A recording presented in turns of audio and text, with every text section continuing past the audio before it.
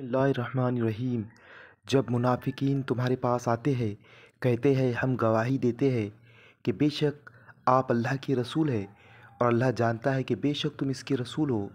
और अल्लाह गवाही देता है कि ये मुनाफिकीन बिल्कुल झूठे हैं। उन्होंने अपनी कसमों को ढाल बना रखा है और वो अल्लाह की राह से रुक गए हैं। बेशक निहायत ही बुरा है जो वो कर रहे हैं।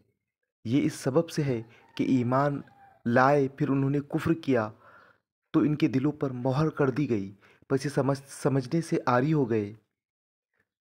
और जब तुम इनको देखते हो तो इनके जिस्म तुम्हें अच्छे लगते हैं, और अगर वो बात करते हैं तो तुमको इनकी बात सुनते हो, लेकिन इनकी मिसाल ऐसी है गोया वो लकड़ी के कुंदे हो जिन्हें दीवार से टेक लगा दी गई हो, और वो हर खतरा अपने ही ऊपर समझते हैं। असल दुश्मन वही है, बस इनसे बच के रहो। अल्लाह इनको गारत करे किस तरह इनकी अक्ल उलट गई है।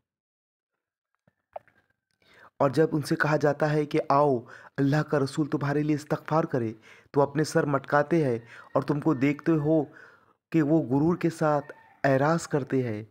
इनके लिए यकसा है, तुम इनके लिए मग़फ़िरत चाहो या ना चाहो, अल्लाह इनको हरगिज़ माफ़ करने वाला नहीं।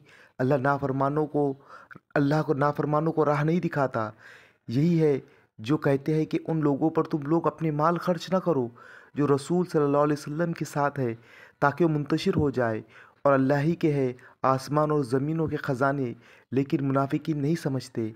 कहते हैं कि अगर हम लौटे मदीने को तो जो गालिब है वो वहाँ से उनको निकाल छोड़ेंगे जो बिल्कुल बेहैसियत है। हालांकि गलबा अल्लाह और इसके रसूल और मोमिनीन के लिए है, लेकिन ये मुनाफिकीन नहीं जानते। ऐ ईमान वालो, अल्लाह की याद से तुम्हें गाफिल न करने पावे तुम्हारे माल और न तुम्हारे औलाद। और जो ऐसा करेंगे तो याद रखे कि वही लोग घाटे में पड़े पड़े हैं।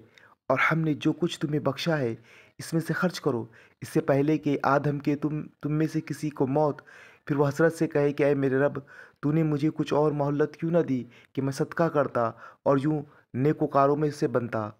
और अल्लाह हरगिज़ किसी जान को ढील देने वाला नहीं जब तक कि इसकी मुकर्रर मुद्दत आ पहुँचेंगी। और जो कुछ तुम करते हो अल्लाह इससे बाखबर है।